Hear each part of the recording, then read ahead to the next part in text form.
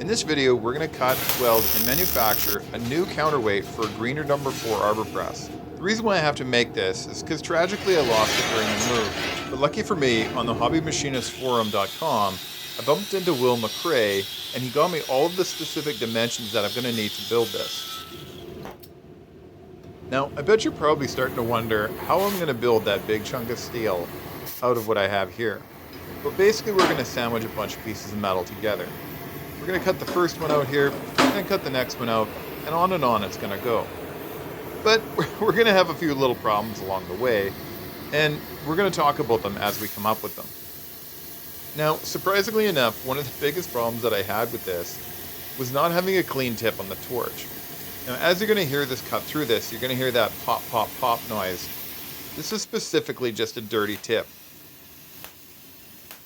and is easily solved by just a quick cleaning. Not only will I put a link in the links down below, but I'll give you the 5-second version on how to clean the tip, and it's pretty basic.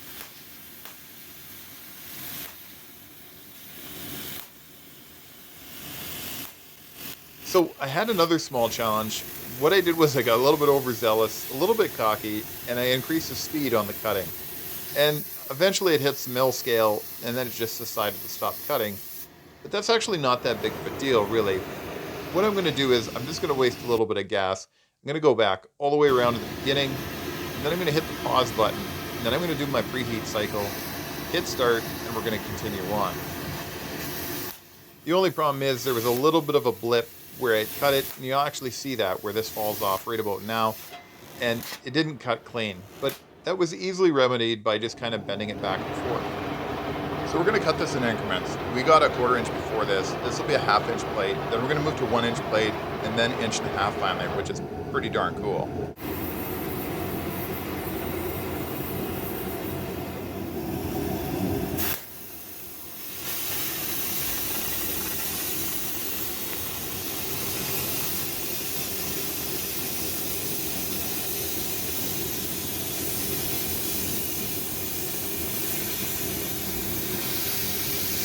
And also, if you don't quite program it just right, it doesn't cut it all the way out. But lucky for me, I got some quick connects on my Victor torch, and I'm just going to come over and manually cut this out.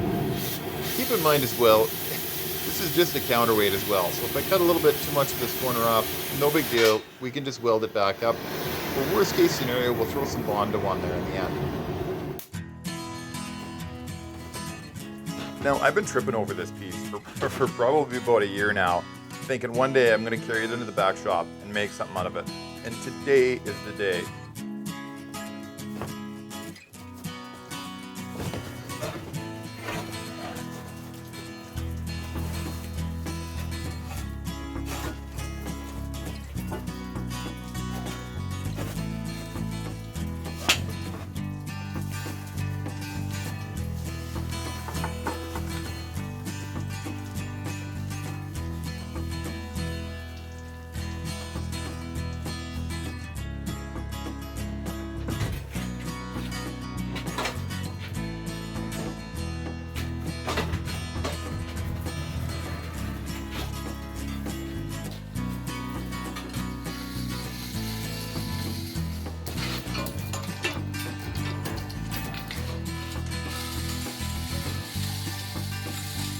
Also, if you haven't seen the video where I build the overhead crane, it's pretty crude and rudimentary, but it'll lift up to 300 pounds, and I've been using it now for about a year, roughly, and I'm pretty happy with it. You might want to check it out. I'll throw it in the links below.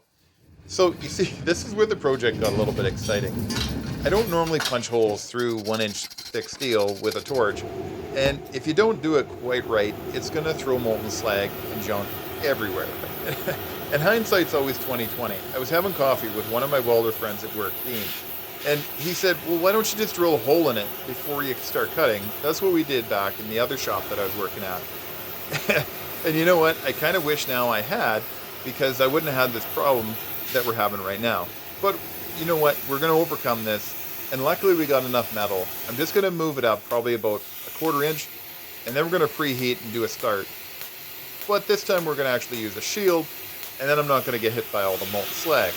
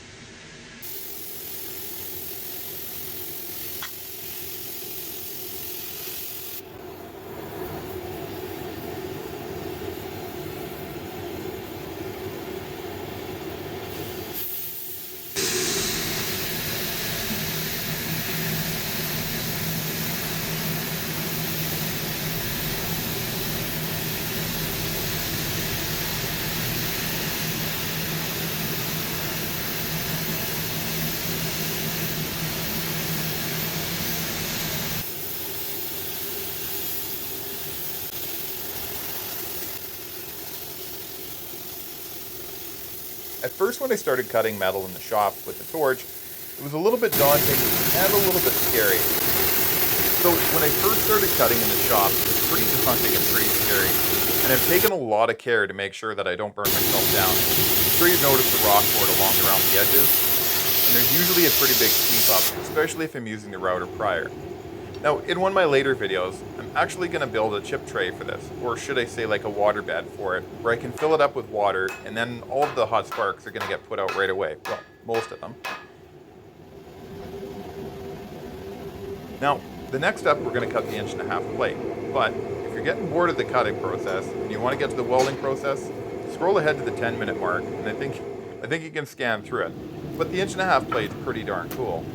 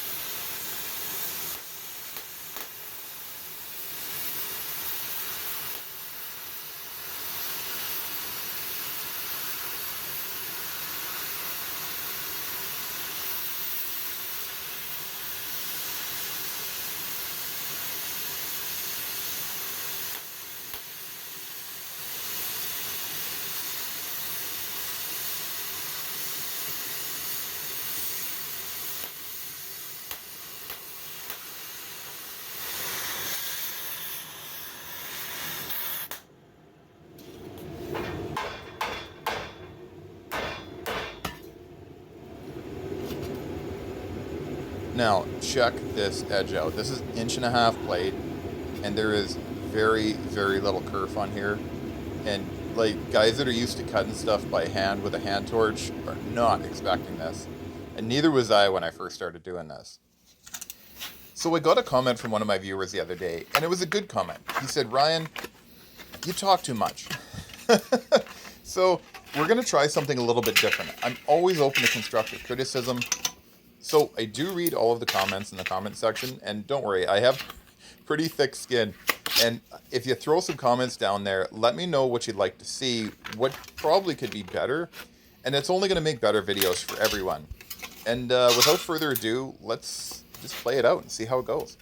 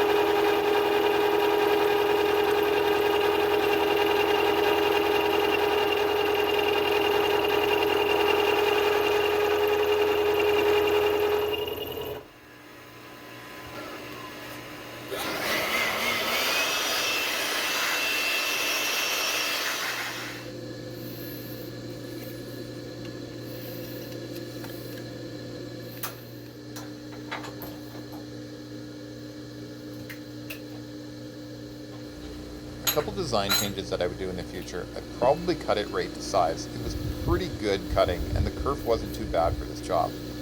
Also, the angle across here was incorrect, and you'll see that later when I bolt it on. Also, up here, this is super important to have that bridge there, because if I don't have that, that would have sprung open, and then I would have had a heck of a time getting it back when I went to weld it. Now, let's grind all the relief on everywhere we have to go, and then we'll take it out to the side shop and weld it all up.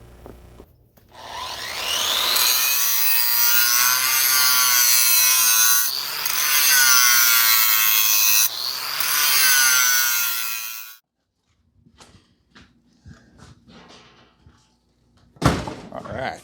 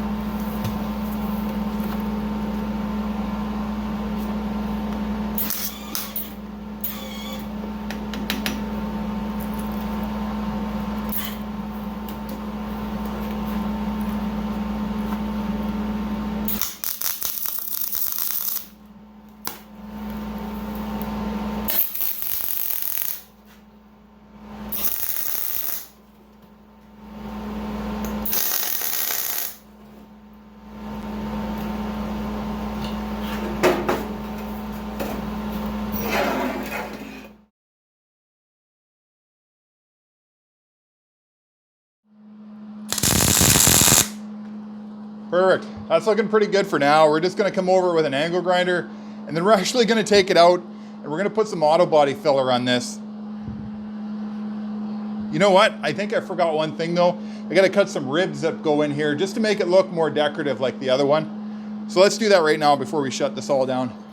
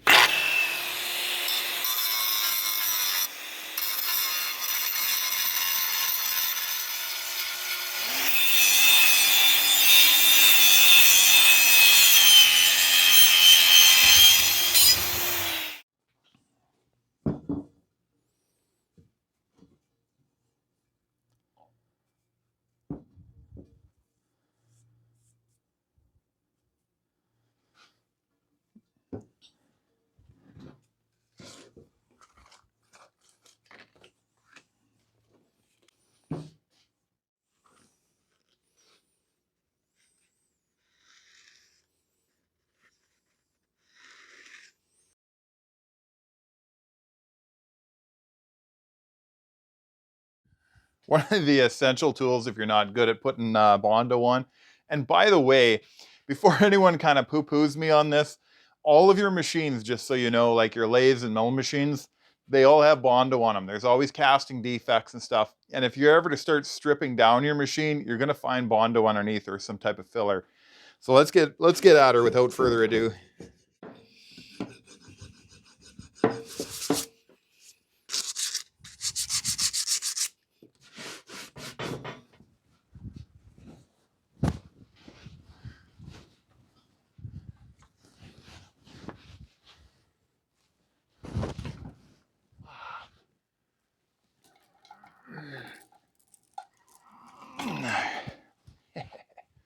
Way better.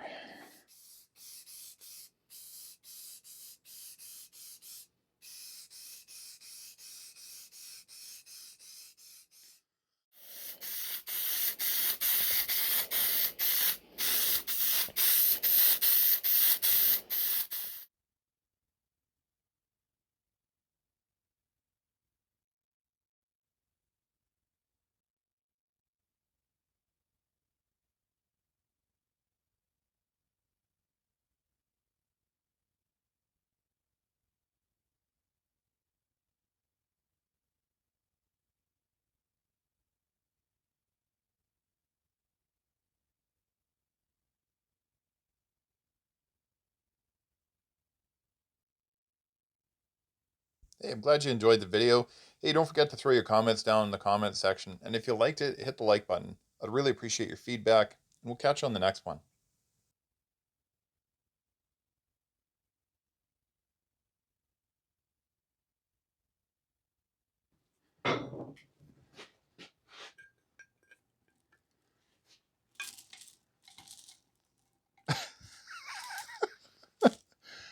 Well, that didn't work.